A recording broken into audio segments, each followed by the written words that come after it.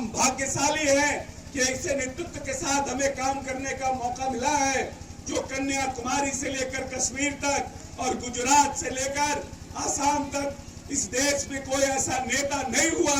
जिसने अनुसूचित जाति जनजाति के लिए 400 गुना बजट को बढ़ाने का काम अपने प्रदेश में किया है।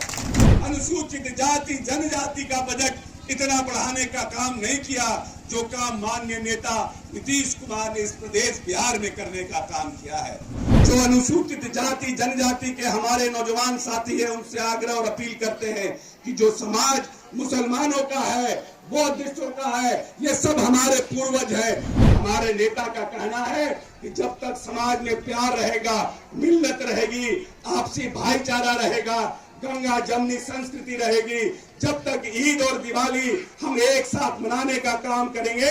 तक जो समाज छुआछूत का दंश झेल रहा था, जब तक उस समाज को हम अलग विभाग का निर्माण नहीं करेंगे, तब तक इस समाज के कल्याण का काम हम नहीं कर सकते हैं। और 2007 में माननीय नेता ने अनुसूचित जाति जनजाति का एक नया विभाग बनाने का इस बिहार सरकार में काम किया और आपको जान के प्रसन्नता होगी कि आज उस विभाग का बजट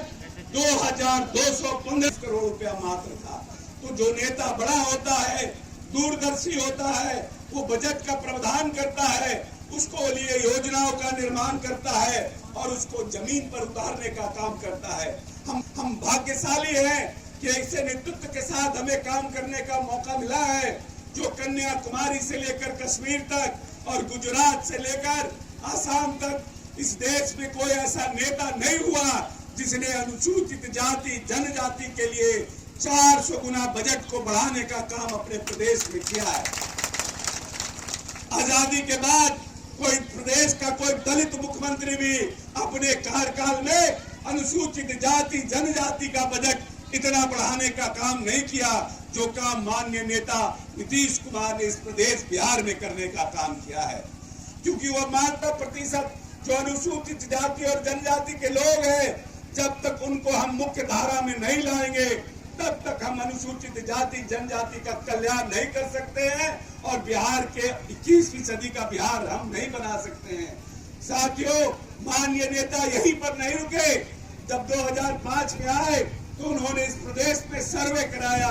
कि कौन लोग स्कूल के बाहर हैं, किन किन समाज के लोग स्कूल के बाहर रहते हैं, जो स्कूल में आने का काम नहीं करते हैं। सारे 10% बच्चे स्कूल के बाहर थे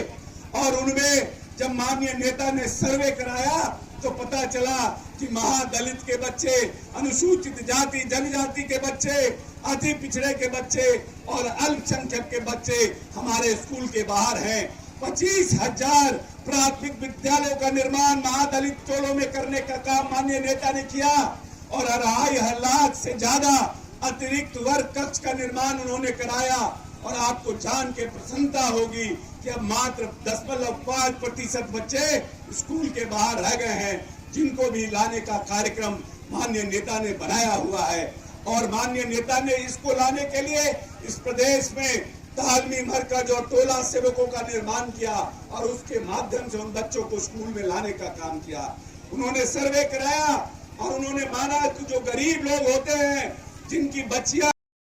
हमारे साथ है, चाहे वो मुसलमानों का है, बौद्धिस्टों का है, वो अनुसूचित जाति के प्रावधारणा से परेशान होकर के 10-15 पुश्त पहले उन्होंने या तो मुसलमान धर्म को अपनाया या बौद्धिस्ट धर्म को अपनाया। इसीलिए जो अनुसूचित जाति जनजाति के हमारे नौजवान साथी हैं उनसे आग्रह और अपील करते हैं कि जो समाज मुसलमानों का है, बौद्धिस्टों का है, ये सब हमारे पूर्वज है, इनसे कोई ईर्ष्या द्वेष नहीं रखना है। इनको समाज में मेल जोल के साथ इस प्रदेश को और इस देश को आगे बढ़ाना है। हमारे नेता का कहना है कि जब तक समाज में प्यार रहेगा, मिल्लत रहेगी, आपसी भाईचारा रहेगा, गंगा जमनी संस्कृति रहेगी, जब तक ईद और दिवाली हम एक साथ मनाने का काम करेंगे तभी प्रदेश हमारा आगे बढ़ेगा और तभी हम आगे बढ़ करके 21वीं सदी का जो हमारा सोच है, जो हमारी वैभवशाली परंपरा है, जो मेरी वैभवशाली सभ्यता है, उसको हम दोबारा पाने का काम करेंगे। और हम आपसे आग्रह और अपील करते हैं कि जिस तरह से हम होली और दिवाली मनाते हैं, जिस तरह से हम दशहरा मनाते हैं, छठ मनाते हैं, उसी तरह से बाबा साहब भीमराव अंबेडकर के जयंती को 14 अप्रैल को धूमधाम से बनाना है, दिया जलाना है, उनके चित्र को ऊपर माला पहनाना है और जो नई नौजवान पीढ़ी है उनको एहसास दिलाना है कि कितने शिद्दत के बाद, कितना संघर्ष के बाद, कितनी लड़ाई के बाद जो लोग हमारे गलों में घंटी बांधते थे और हमारे पीछे में झाड़ू बांधते थे, वैसे उन परिस्थितियों से हम बाहर आए हैं। और इस बाहर आने में बाबा साहब भीमराव अंबेडकर ने अहम भूमिका का निर्वहन किया है। इसलिए उनको एक देवता की तरह पूजने का काम करिए कि समाज में हमें बराबर लाने का काम बाबा साहब भीमराव अंबेडकर ने किया है। इन्हीं चंद शब्दों के साथ हम एक बार पुनः अपने नेता नीतीश कुमार के प्रति कृतज्ञता व्यक्त करते हैं कि समाज को उन्होंने आगे ले जाने के लिए कई योजनाओं की शुरुआत की है। हम भगवान से मनाते हैं कि उनकी लंबी आयु हो,